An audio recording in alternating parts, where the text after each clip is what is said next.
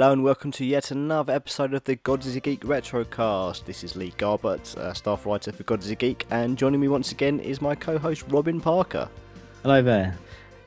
So this week we're going to play a game which I don't think many people have really seen or heard of, and it's certainly a game that hasn't been around for a while. It's Street Racer on the Super Nintendo. Yeah, I mean, obviously it's one which didn't make a huge name for itself, but it sort of marked out its own niche at the time because it was obviously a Mario Kart clone, but it actually offered up 4-player split screen, which Mario Kart couldn't do at the time.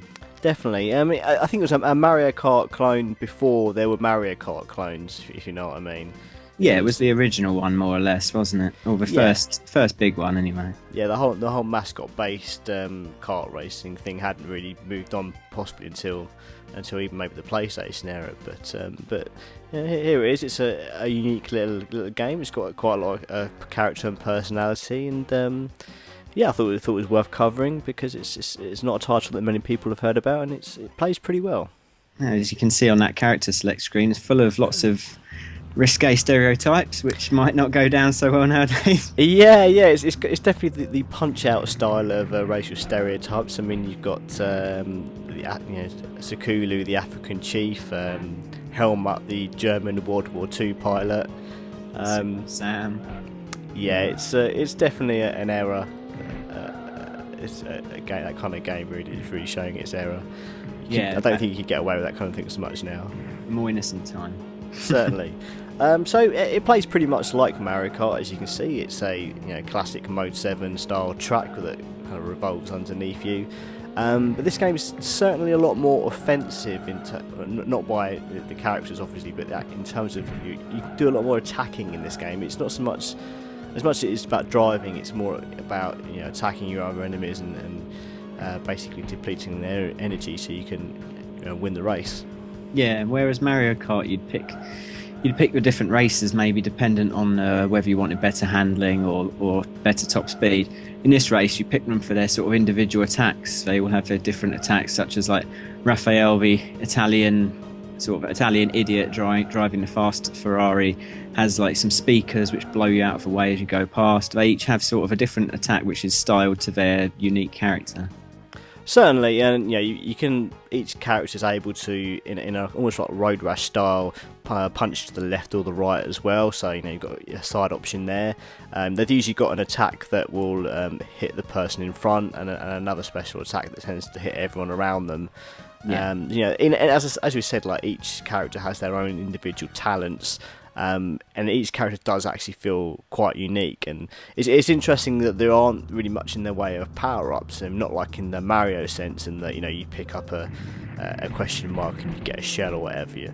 This is more of, there are things to pick up on the ground, such as extra turbos, which are the blue icons. You can get repair icons, which are the spanners, and the little stars, which are the little red and yellow things, which can help increase your top speed. And of course you have to avoid the bombs that are on the floor as well. Yeah, and you get the little zippers as well to get them to sort of throw you forward a bit faster. But it's a very different fighting style than Mario Kart, and I think it makes it more. It certainly makes it stand out a little bit that it's all unique and it's not just everyone with the same sort of arsenal. It's a bit more interesting in that respect, in the respective weapon. But then the tracks possibly lack a bit of the refinement and good design choices that the Mario Kart ones did. They do, but I think there's definitely at least there's a wide variety of them, and there are a lot of tracks in the game. I mean, each character's got at least 2, possibly 3 tracks. That's quite a lot. Yeah, I suppose you're in the early races, such as these ones. They are simpler tracks, a bit more boring. They get more challenging as you move on throughout the race modes. Yeah, it's it can be quite a challenging game, and especially on some of the harder cuts, it's some of the enemies. It's not quite so rubber bandy as Mario Kart, but it can get quite tough. Yeah, I seem to remember you sort of learning curve's a bit steep in the sense of very easy, and then suddenly you'll be getting knocked out in the next cup. Yeah. I mean, there's always, whenever you do a tournament in this, there's always one racer that seems to do phenomenally well and is the one to beat. But I guess the same could be true for Mario in a way. Yeah, I suppose that there was always. It was always kind of random, but then you'd always build up your nemesis as you went through the cup. The one person who'd always be a pain in your neck as you went along. That's part of the fun as well, I suppose, building up that sort of head-to-head battle. And this character I'm playing as, Surf, she tends. I'm trying to remember what her skills were. I think she was quite good at acceleration, but maybe not the fastest on the block. But some of her attacks were relatively decent, so I tended to use her quite a lot. I think I used to be a Frankenstein's monster quite a lot. I can't remember why, but I think it's just because I used to like Frankenstein's monster, and that was good enough for me when I was 10. Yeah, I think we all had our favourites depending on the character designs as well. I mean, there was really no reason for these different characters to be together. There was no backstories or explanations. It was just lots of random stereotypes having a good old-fashioned race. Yeah, they don't waste time with any sort of trying to make it relevant. It's just they're racing. That's it. Let's go. Yeah, I couldn't imagine a story mode for this game, to be honest. No, if there was one, it would probably be pretty terrible. Of course. You may notice as we're doing the points for each race is that you get bonuses for different things. So you can get bonuses for collecting the most stars, attacking enemies. So it's it's not necessarily based on the race in terms of points. You can always make them up even if you don't always finish first. Yeah, it's different options for getting sort of catching back up even if you don't manage to cross the line, which is good because it's sort of a lucky loser type things where you can still manage to scrape by and add to your total. Going back to the tracks, I mean, it is playing through these tracks again. You forget how short some of these tracks really were originally. I mean, races only last a couple of minutes at most, which is both a blessing and a curse, I guess. But we're doing 5 laps here, and it's taking me less than a minute to go around and do the whole thing. Yeah, it's really whizzing by the tracks. I mean, that's why I think that maybe that makes it seem a little bit more repetitive, the tracks in design in a sense, because it just keeps you whizzing through them so quickly. It seems like you're doing the same corner over and over again. Yeah, it's very, very quick. So I mean, I've got a point there just for the fastest lap. As I say, I'm way ahead already. Easily winning. But what always sticks in my memory, as I said before, was the 4-player mode of this game, and I think it's just the way they did 4-player split screen. It was unlike any other split screen you'd seen before. I mean, you didn't get split screen often, but you had the vertical split screen with it split four ways vertically, which was really strange because I mean, obviously it's favoured where the screen is quartered, and having it split into 4 vertical strips was a really strange design choice at the time. But when you think about it, it kind of works for the wide tracks, so you can actually get cornering correct. Yeah, I mean, I don't think I ever played it with 4 players on this. I know I played it a few times with 2 players, and that was always a good bit of fun, especially in some of the other modes, which we'll go into in a little bit. But yeah, I think 4-player was always a luxury thing for those that have multi-taps anyway. But at least at least they put that option there. And it did. That was something that even Mario Kart hadn't have done. Yeah, I mean, you should definitely check out because it's interesting the fact that it's sort of these thin strips, one above, one on top of the other. It's just I can't think of another racing game which has done it like that. No, it's I guess it would have been quite cramped, but actually it still gave you a bit of wideness. Yeah, I think that's because these tracks are all really the top half of the screen.